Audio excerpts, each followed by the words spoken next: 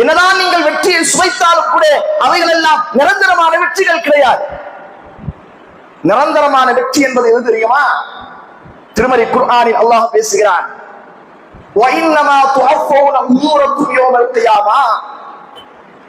உங்களுக்கு கூலி வழங்கப்படுவதெல்லாம் மறுமையில் தான். நிரந்தரமான கூலி வழங்கப்படுவதெல்லாம் உங்களுக்கு மறுமையில் தான். அல்லாஹ் சொல்லிவிட்டு யார் நரக நெருப்பை விட்டும் காப்பாற்றப்பட்டு சுவனத்தில் நுழைக்கப்படுகின்றார்களோ அவர்கள்தான் உண்மையான வெற்றியாளர்கள்.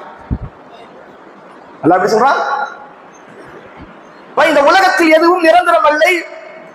நீங்கள் வெற்றியும் காண்பீர்கள், தோல்வியும் காண்பீர்கள்.